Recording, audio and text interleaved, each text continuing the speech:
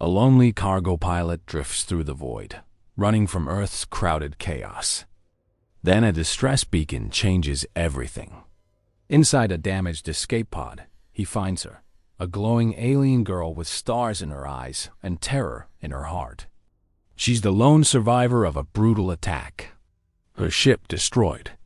Her crew dead. And she can't speak a word he understands. But when he sings an old military war chant, something impossible happens. She transforms his aggression into beauty, his rhythm into her melody. They build a language through music, turning violence into harmony. For months, they're safe. Until the scanners scream.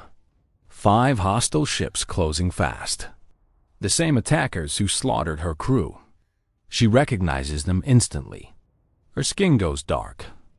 Her body freezes. They're outgunned, outmatched, and out of time. But then she begins to sing his war chant, loud and defiant. And he realizes sometimes the only way to survive is to fight back. The cargo freighter's steady hand drifted through the Bellis sector like a muddy whale through empty ocean.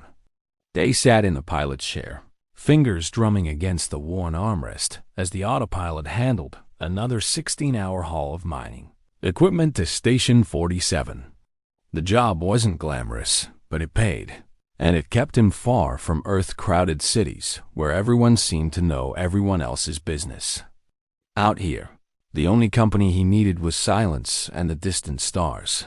The distress beacon lit up, his console like a firefly in the dark. Day leaned forward, squinting at the coordinates. The signal came from a small escape pod, barely bigger than a closet, tumbling through space about 4,000 kilometers off his current route. Protocol said to report it to the nearest station. Protocol also said a lot of things that didn't account for how long it took rescue teams to scramble in these outer sectors. By the time anyone official arrived, whoever was in that pod might be breathing their last recycled breath. Day's hands moved before he finished the thought, adjusting course and pushing the freighter's engines harder than he probably should. The ship groaned in protest, metal creaking like old bones, but she held together. She always did. 20 minutes later, he had the pod secured in the cargo bay, and his heart was hammering in a way that had nothing to do with the physical effort of hauling it inside. The pod's exterior was marked with symbols he didn't recognize.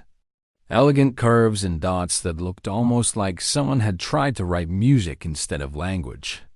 They ran his palm over the access panel, and after a moment of stubborn resistance, the hatch hissed open. Steam poured out, followed by the sharp smell of burned circuitry and something else. Something almost sweet, like flowers after rain got inside. Curled against the pod's curved wall was a girl who was absolutely not human. Her skin shimmered with a faint blue-silver glow, and her hair, if it could be called hair, moved on its own like strands of white silk floating in water. She was small, maybe reaching Day's shoulder if she stood, and her clothes, what remained of them, were torn and scorched. But it was her eyes that caught him when they opened, enormous and dark as deep space, with tiny points of light that flickered like distant stars. She made a sound, something between a gasp and a song, and scrambled backward until she hit the pod's interior wall. Her whole body trembled, and those star-flecked eyes went wide with what could only be terror. Day immediately stepped back, raising both hands, palms out. Hey, it's okay. I'm not going to hurt you. You're safe now." The words fell hollow even as he said them. She clearly didn't understand a single syllable. The girl watched him with the intensity of a cornered animal. Her breathing came fast and shallow, and Day noticed her left arm was cradled against her chest at an odd angle. Broken, probably, or badly sprained. He needed to help her, but he also needed her to trust him enough to let him try. Moving slowly, telegraphing every motion, he pointed to himself. "Day," he said clearly. Then he pointed to her, raising his eyebrows in question. She stared at him for a long moment, those incredible eyes studying his face like she was reading a book written there. Then, hesitantly, she touched her own chest with her good hand. "Lyra," she said, and her voice was like wind chimes, musical and light. When she spoke, the points of light in her eyes brightened for just a moment. They smiled, keeping the expression gentle. "Lyra. Okay. Nice to meet you, Lyra, even if the circumstances are pretty terrible." He pointed to her injured arm, then to the pod's interior where small flickers of fire still smoldered. He made an exaggerated grimace, hoping she'd understand. "That looks bad. Let me help." Lyra followed his gestures, her expression shifting from fear to something more complex. She looked at her arm, then back at him, then slowly, carefully, she extended it toward him. The movement made her wince, and a small sound of pain escaped her lips. Up close, they could see that her skin didn't just glow. It had patterns like constellations that moved and shifted beneath the surface. Her arm was definitely broken, swelling visible even with the alien physiology. He worked as carefully as he could, using supplies from the ship's medical kit to fashion a splint. The whole time, Lyra watched him with those unblinking eyes. When he had to adjust the bone, she sang out, a short burst of sound that was surprisingly loud, and they froze. Sorry, he muttered, even though she couldn't understand. He expected her to pull away, but instead, she just nodded slightly and let him continue. Getting her out of the pod and into the ship proper took some doing. Lyra's legs wobbled like a newborn deer's, and she had to lean heavily on Day as they made their way through the cargo bay to the living quarters. He settled her on the narrow bunk in the spare cabin, the one he usually filled with extra cargo crates. She sank into the mattress with a sigh that needed no translation. They brought water and some of the dried fruit he kept for long hauls.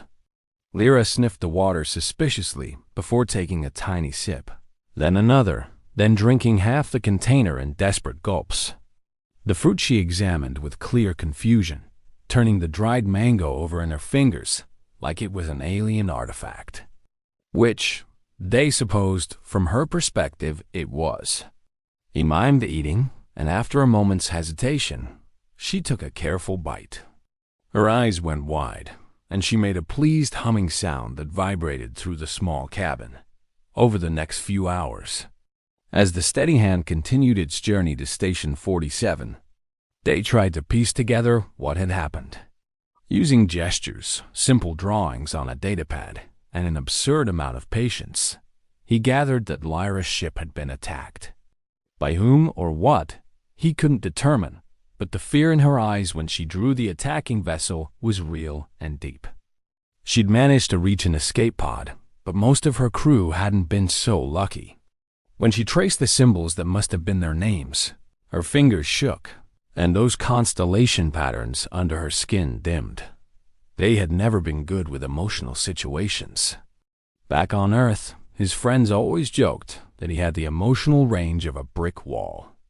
But something about Lyra's quiet grief, the way she held herself together despite clearly being terrified and alone, made him want to try. He sat beside her on the bunk, not touching, just being present. After a moment, she leaned slightly toward him, and he could feel the warmth radiating from her glowing skin. That night, or what passed for night in the eternal dark of space, they woke to singing. The sound was soft, floating through the ship like smoke. He followed it to the spare cabin and found Lyra sitting up in bed, eyes closed, singing what could only be a song from her home. It was beautiful and haunting, filled with rises and falls that human vocal cords probably couldn't replicate. But underneath the beauty was sorrow, deep and aching. She was mourning, he realized. Mourning her crew, her ship, maybe her whole life before this moment. He stood in the doorway, unsure whether to interrupt or retreat. But Lyra's eyes opened, fixing on him immediately, and she stopped singing. For a moment they just looked at each other. Then, hesitantly, She patted the space beside her on the bunk. Day crossed the small cabin and sat down, the mattress dipping under his weight. Lyra pointed to him and made a questioning sound, a gentle rising tone. She wanted him to sing, he realized. She wanted to hear something from his world. Day almost laughed. He had maybe the worst singing voice on this side of the galaxy. And the only songs he knew by heart were the old military cadences from his brief stint in the Outer Colony Defense Force. Songs designed to keep soldiers marching in rhythm, full of hard beats and aggressive energy. Not exactly comforting. But Lyra was looking at him with such open expectation that he couldn't just refuse. He started with one of the simpler ones, a call and response number that usually involved a whole platoon. His voice was rough and untrained, but he kept the rhythm steady, clapping his hands together on the beats. Left, right, left, right. Keep the line and hold it tight when the enemy comes to fight. We'll meet them in the morning light. It sounded ridiculous alone in a quiet cabin in the middle of space, but he kept going, moving through the verses about standing your ground and never backing down and protecting the person beside you no matter what. Lyra listened with complete attention, those star-filled eyes locked on his face. When he finished, slightly embarrassed, she made a sound that might have been approval. Then she did something unexpected.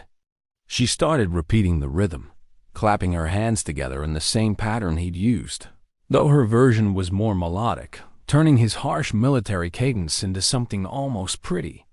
She was adapting it, making it her own, and when she looked at him, there was the smallest hint of a smile on her unusual features. They spent the next day, or shift, or whatever it counted as in deep space, teaching each other. Lyra would sing something from her world, all flowing melody and complex harmonies, and Day would respond with his clumsy human attempts at music. He taught her more cadences, work songs, even a few children's rhymes he remembered from childhood. She laughed at those, a tinkling sound like bells, and tried to match the silly lyrics he recited. In return, she taught him some of her people's songs, though his vocal cords couldn't quite hit the right notes. Still, he tried, and that seemed to matter more than accuracy. Through the songs, they began to communicate. Music conveyed emotion in ways the words couldn't, especially across species. When Lyra sang slow, minor-key melodies, Day understood she was sad. When she sang with bright, quick notes, he knew she was feeling better. And his war chants, his marching songs, somehow communicated protection and strength. Every time he sang one, Lyra would move a little closer to him, like the aggressive rhythms made her feel safer rather than threatened. Station 47 appeared on the scanners 3 days after he'd found her. They should have felt relieved. The station had proper medical facilities, translation services, officials who could help Lyra contact their people and arrange for her to get home. Everything a rescue was supposed to include. But as the station grew larger in the view screen, he found himself slowing the steady hands approach, dragging out the journey just a little longer. Lyra stood beside him in the cockpit, her injured arm now properly wrapped in a real medical brace he'd bought from a passing cargo ship using most of his spare credits.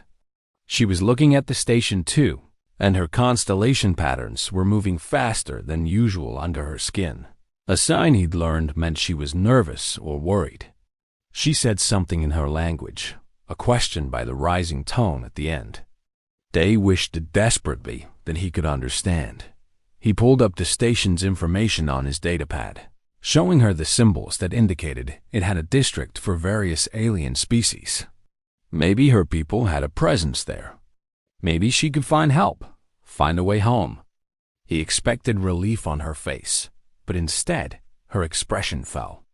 She looked at the datapad, then at him, then back at the station visible through the view screen. When she spoke again, it was almost a whisper, and somehow Day knew she was saying something like, "What about you?"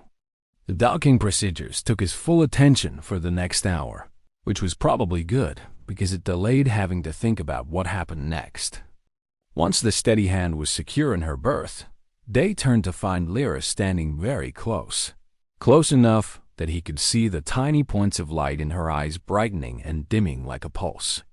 She reached out with her good hand and placed it on his chest, right over his heart. Then she sang soft and low, something that sounded like a question and a goodbye mixed together. Day covered her hand with his own. Her skin was warm and smooth, and where they touched, the constellation patterns swirled in new formations.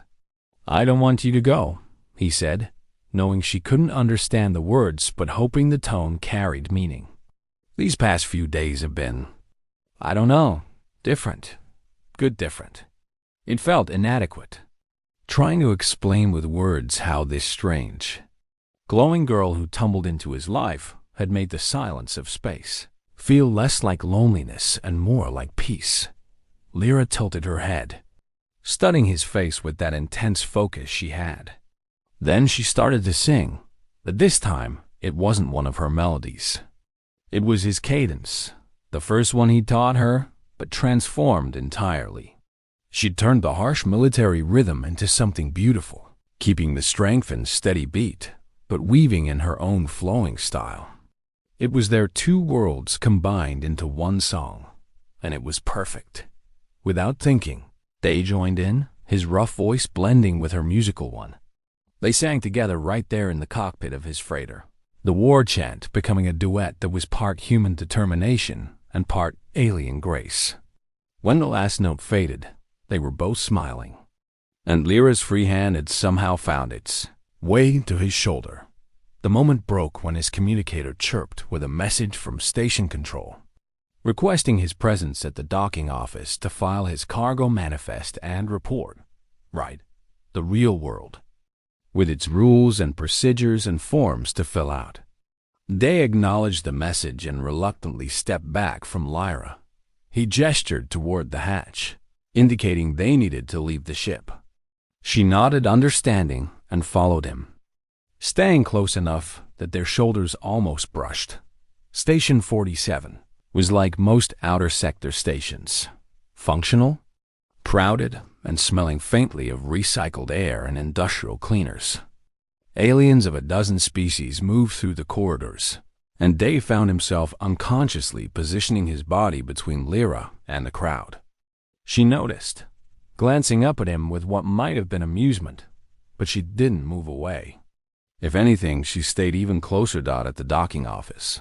A bored human clerk processed his cargo information while barely looking up from her screen. When Day mentioned he picked up a survivor from a destroyed vessel, that got her attention. She called over her supervisor, a tall alien with too many arms who spoke through a translation device. Within minutes, they'd been redirected to the station's refugee services department, where a slightly less bored official took Lyra's information. Or tried to. The official, a squat creature with green skin and worried eyes, pulled up database after database, showing Lyra images of various species and their homeworlds. Lyra examined each one carefully, but she kept shaking her head. None of them were her people. After the 20th failed attempt, the official made a sound of frustration that needed no translation. "This might take some time," they said through their translator. "We'll need to expand the search to the entire registered species database.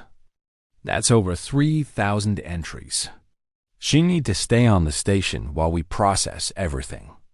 Dave felt Lyra's hand grip his arm, her fingers tight with sudden fear. She looked up at him, and he didn't need a translator to understand the question in her eyes. "She can stay with me," he heard himself say. "On my ship. I'm contracted for 3 more months hauling in this sector. She doesn't need to be alone in some refugee facility." The official looked between them, clearly seeing something in their body language that made them nod slowly. "If she's agreeable, we can arrange temporary guardianship. You'd be responsible for her welfare, and you'd need to check in weekly for updates on locating her people." They directed the next words to Lyra, speaking slowly though she obviously couldn't understand anyway. "Would you like to stay with this human?" Lyra looked at Day, really looked at him, searching his face for something. He tried to keep his expression open, honest, hoping she could read what he was offering. Not pity, not obligation, but a genuine desire for her company, for more time with this strange and wonderful person who had literally dropped into his life from the void of space. After a moment that felt like an eternity, Lyra nodded. She pointed to Day, then to herself, then made a gesture that encompassed both of them together. Yes, she wanted to stay. The paperwork took hours, but eventually they were free to leave. As they walked back through the station corridors toward the docking bay, Day felt lighter than he had in years.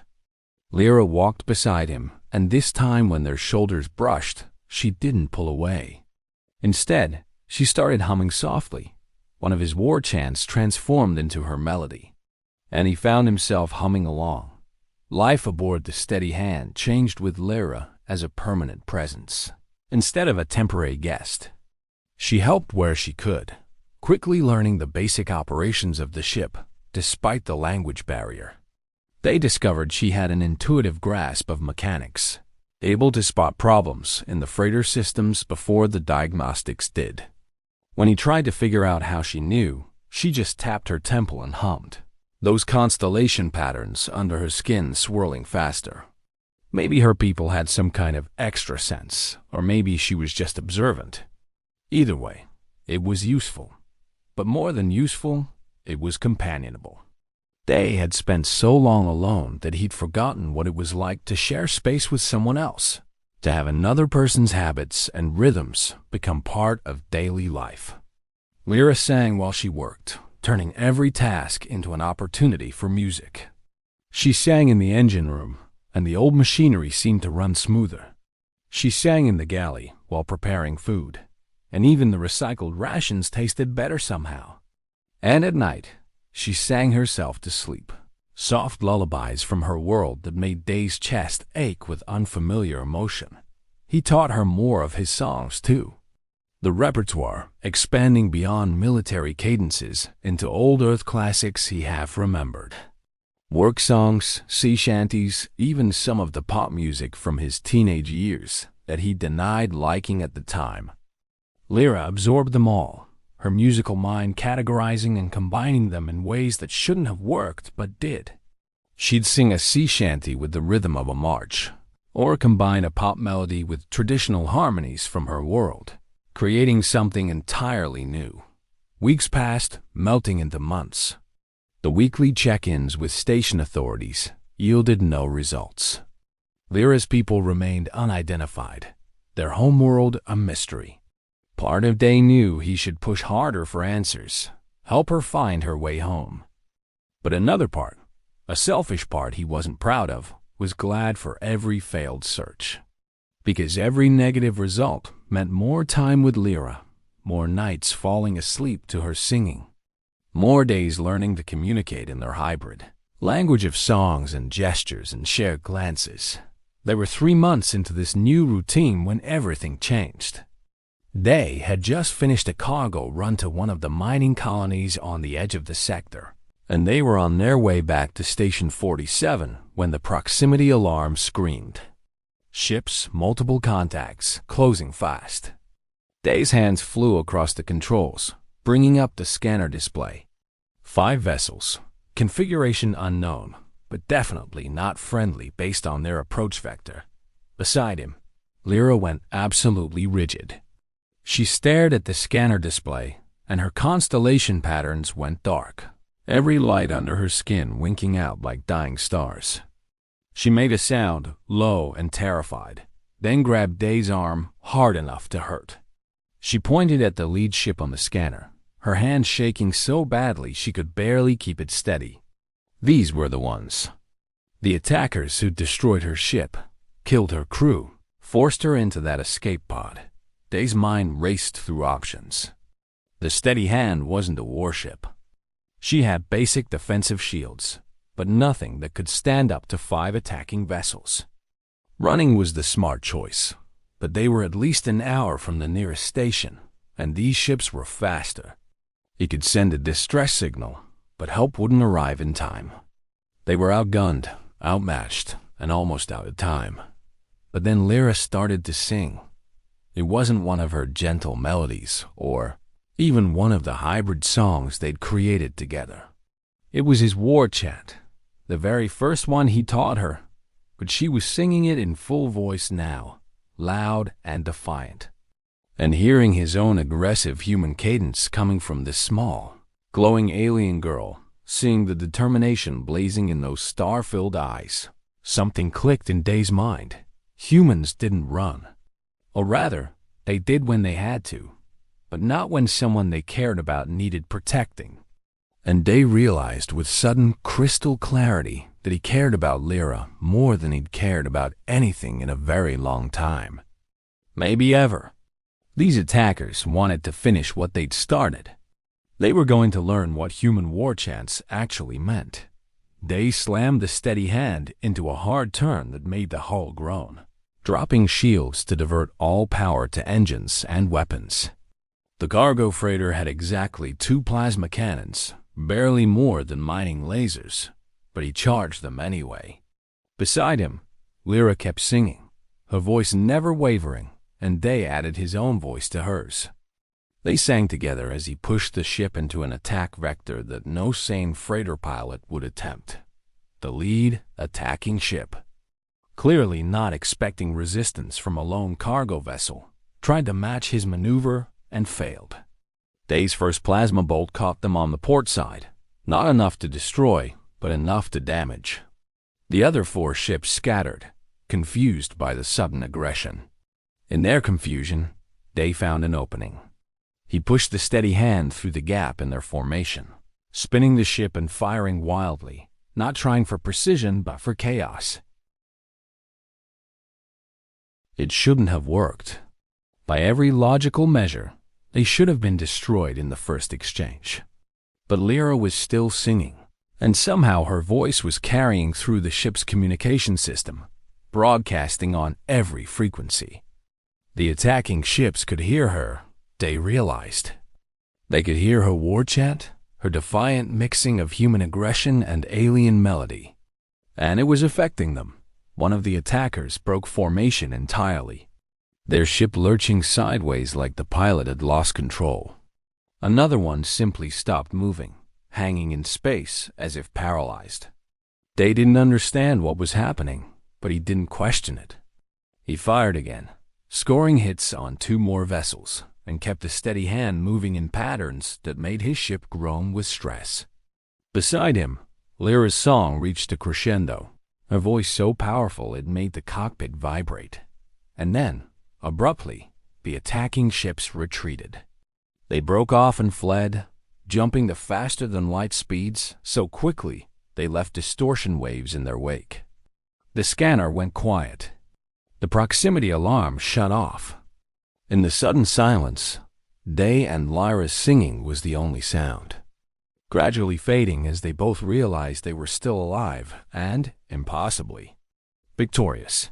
Day's hands shook on the controls as he brought the steady hand back to stable flight. Beside him, Lyra had gone very still, her constellation patterns flickering erratically. Then she started crying, tears that glowed faintly as they tracked down her cheeks.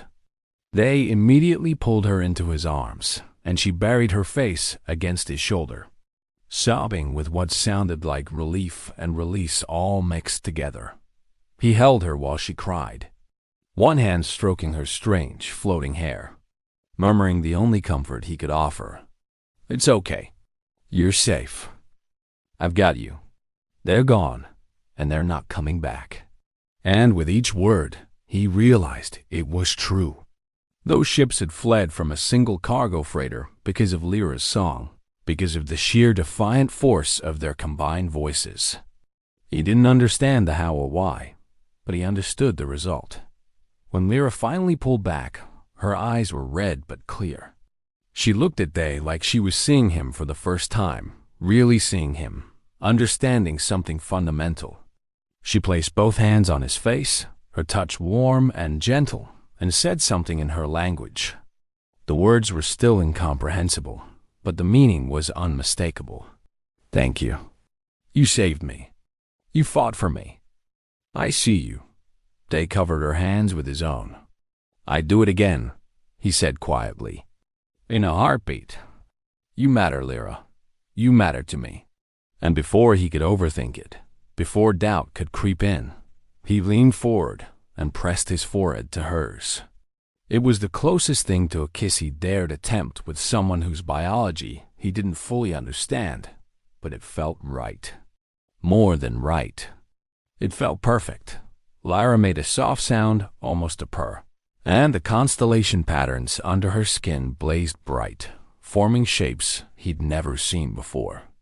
Complex geometric forms that seemed to convey joy, affection, maybe even love. She stayed there, forehead pressed to his, breathing in sync with his own breaths for a long moment. Then she started to sing again, but this time it was something entirely new. A melody that combined everything they'd taught each other.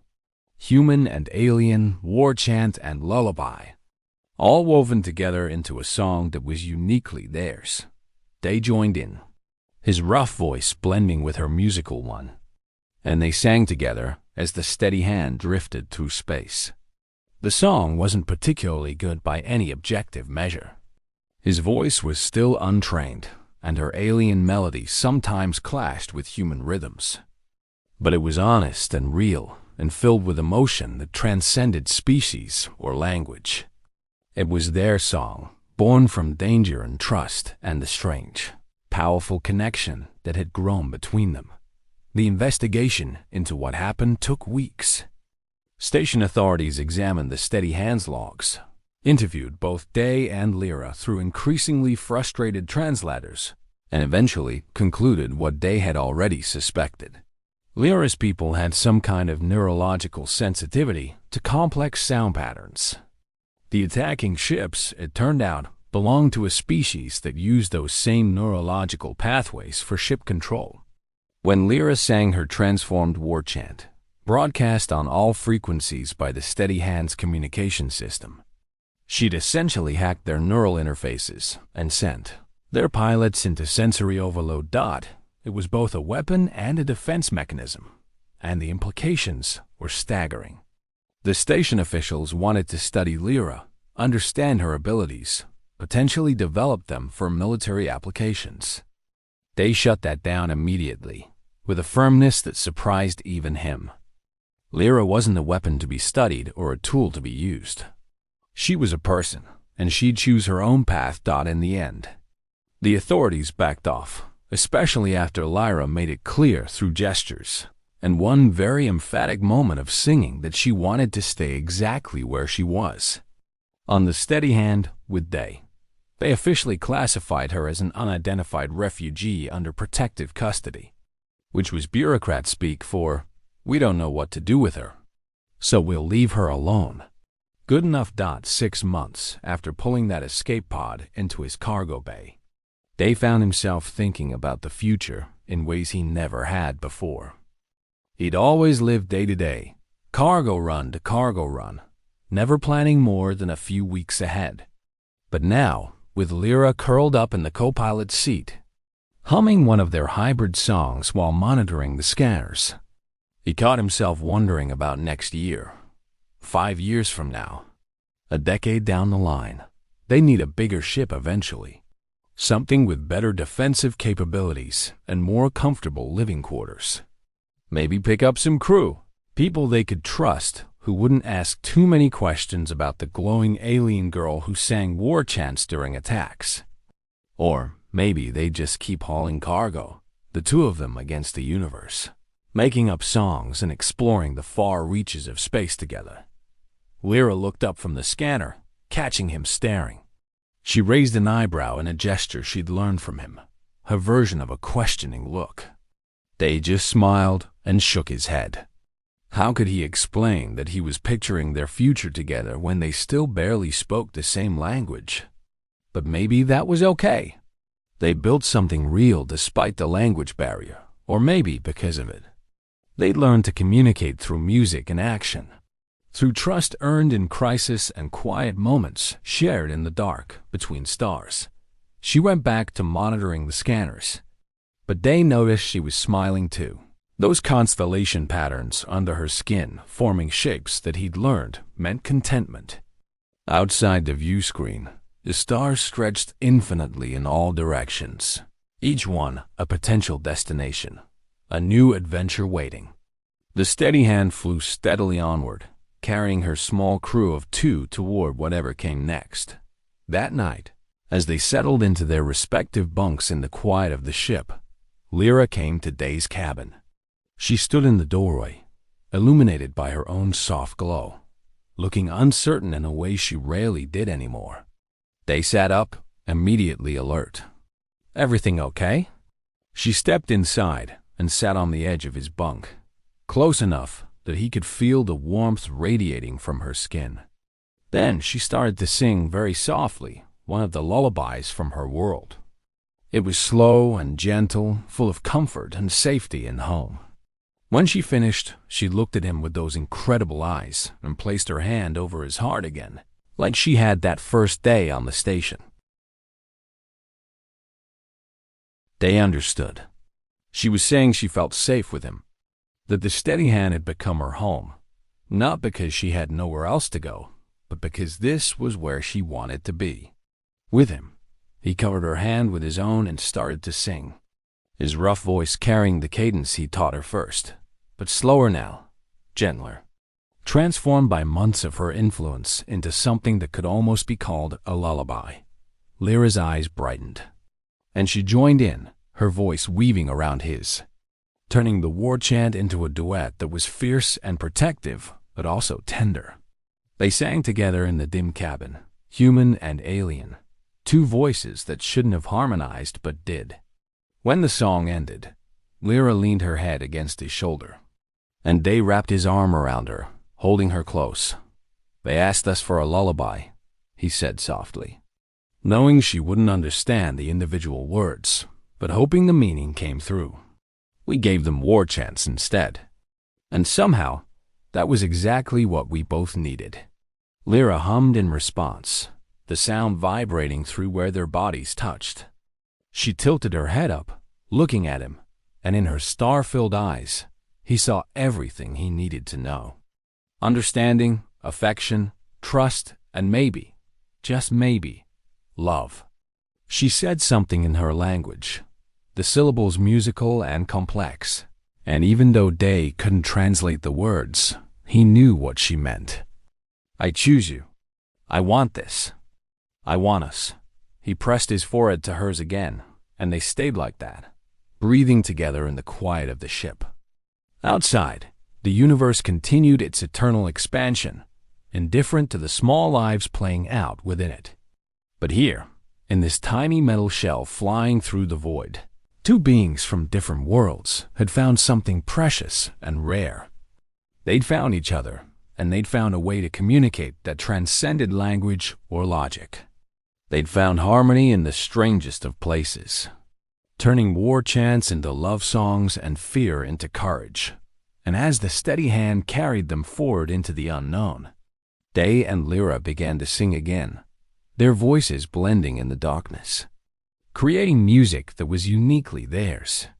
A song of survival and connection, of defiance and tenderness, of 2 souls who'd found their home not in a place, but in each other. It wasn't the lullaby the universe might have expected, but it was theirs, and it was perfect.